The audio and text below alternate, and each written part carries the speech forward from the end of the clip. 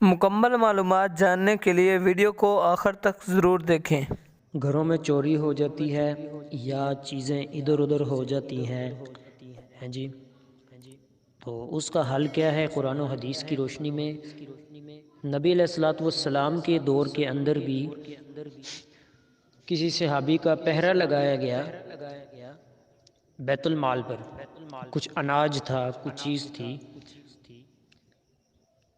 دیکھتے ہیں کہ ایک شخص آتا ہے، وہ چیزیں اٹھا کر تو بھاگ رہا ہے۔ صحابی رضی اللہ عنہ نے اس کو پکڑ لیا، کہا چل نبی علیہ السلام کی خدمت، کہا چھوڑ دو، آئندہ نہیں آؤں گا، چھوڑ دیا۔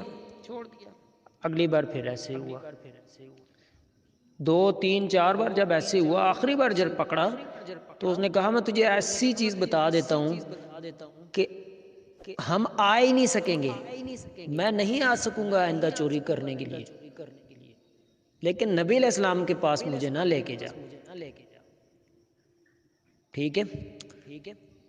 اس نے آیت الکرسی کا پھر کہا تھا اللہ نے بتایا، لیکن اس نے بھی نبی علیہ السلام کی خدمت میں حاضر ہونے سے بچنے کے لیے، بھئی اب تو پٹائی ہوگی ادھر پیش ہوا تو نبی علیہ السلام کے پاس جب یہ واقعہ پیش کیا گیا تو انہوں نے کہا کہ ہاں وہ شیطان تھا جھوٹا، مگر بات سچی کہہ گیا تمہیں۔ تو ثابت ہوا آیت الکرسی گھر میں پڑھنی ہے جی، اس کا بہت اثر ہے۔ اکثر جو ہے نا مصیبتیں ہم پر آتی ہیں ہمارے اعمال کی وجہ سے، یہ قرآن میں موجود ہے کہ تم پر کوئی مصیبت نہیں آتی مگر تمہارے ہی اعمال کی وجہ سے۔ پرانے جو لوگ تھے نا وہ کہتے ہیں کہ ہم پر جو بھی مصیبت آتی تھی ہم پہچان لیتے تھے ہماری کون سی کمی کوتاہی ہے جس وجہ سے آئی ہے یہ مصیبت۔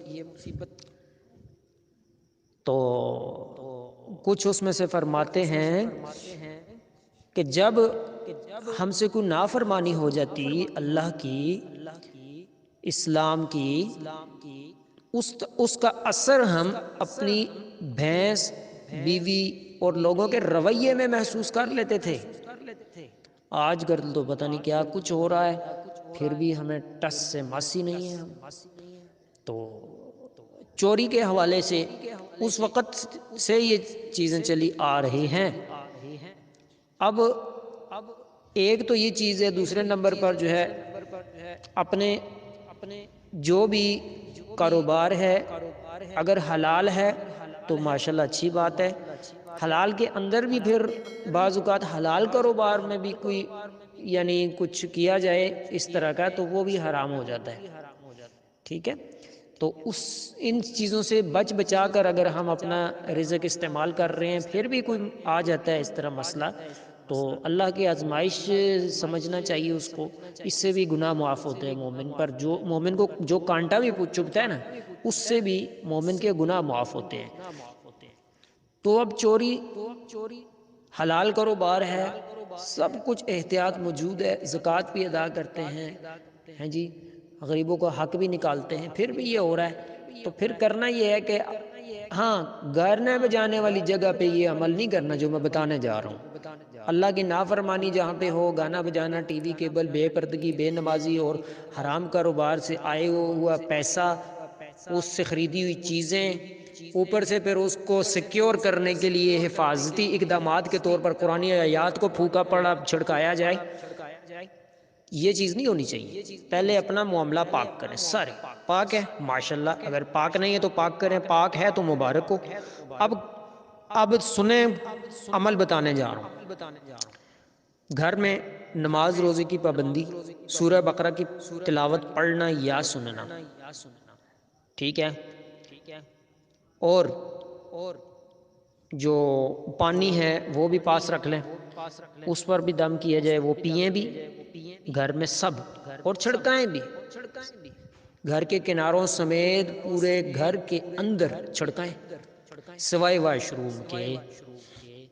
جو بھی اس گھر کا بچہ، بڑا، عورت، مرد ہے جب بھی نہاتے ہیں بیری کے پتوں کو بوائل کر کے مٹھیاں 2 مٹھی پتے لیں، بوائل کر کے اس سے نہائیں، انشاءاللہ بیماریاں بھی دور رہیں گی۔ اور خالص غذا استعمال کریں گھروں میں، 2 نمبر چیزوں سے بچیں۔ انشاءاللہ یہ ساری چیزیں اللہ رسول کی بتائی ہوئی ہیں جو کہ ہم لوگ بھلا بیٹھے ہیں، ٹھیک ہے؟ تو چوری چکاری جب بھی ہو یہ دعا فوراً پڑھ لینی چاہیے، اعوذ باللہ من الشیطان الرجیم، انا للہ و انا الیہ راجعون، اللہم اجرنی فی مصیبتی واخلف لی خیرا منہا۔ مجھے حدیث تھوڑی سی بھول رہی ہے، مفہوم بتا دیتا ہوں اس کا۔ صحابی ہیں، ان کی جو ہے کوئی مصیبت ان پر آئی تو ان کو کہا گیا کہ آپ یہ پڑھیں۔ انہوں نے کہا جب میں نے پڑھی تو اس سے اچھی چیز اللہ نے مجھے عطا کی۔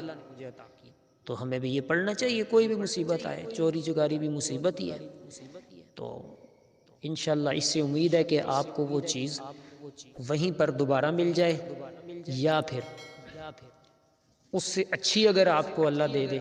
یہ ایک دعا ہے نا، اسلام کے اندر دعا ہی ہے، اللہ کو پکارنا ہی ہے، اور کوئی طریقہ کار نہیں ہے، کوئی بھی طریقہ کار نہیں ہے، یہ چھو جنتر منتر کچھ بھی نہیں ہے، اسلام سے تعلق ہی نہیں ہے اس کا، ٹھیک ہے جی؟ تو دعائیں ہیں، دعاؤں کے ذریعے جو ہے آپ جو ہے حاصل کر سکتے ہیں اللہ کی مدد، ٹھیک ہے؟ دعا 3 طریقے سے قبول ہوتی ہے، یا وہ چیز دے دی جاتی ہے، یا اس کے بدلے مشکل ٹال دی جاتی ہے، یا پھر وہ آخرت کے لیے ذخیرہ کر دی جاتی ہے۔ تو یہ دعاؤں کے ذریعے ہم الحمدللہ اللہ کے جو ہے فضل کے امیدوار ہیں۔ دعائیں پڑھیں، صبح شام کے اذکار، یہ ساری چیزیں جو ہے نا، اسلام پر عمل، اللہ کے منع کردہ جو منکرات ہیں ان سے بچاؤ، اللہ کے حقوق کو پامال ہونے سے بچانا، حقوق العباد ادا کرنا، یہ ساری چیزیں ہیں جی، انشاءاللہ اللہ رب العالمین بہتر کر دیں گے۔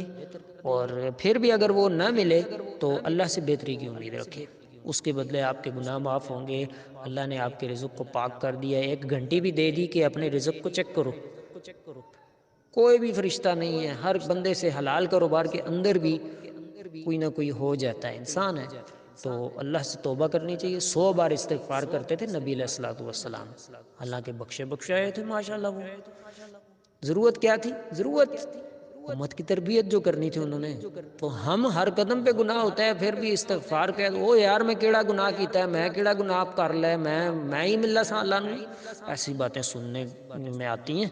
تو یہ پھر نا اللہ کے عذاب کو دعوت دینے والی چیزیں، اللہ سے دعا ہے اللہ ہمیں اس پر عمل کرنے کی توفیق عطا فرمائے۔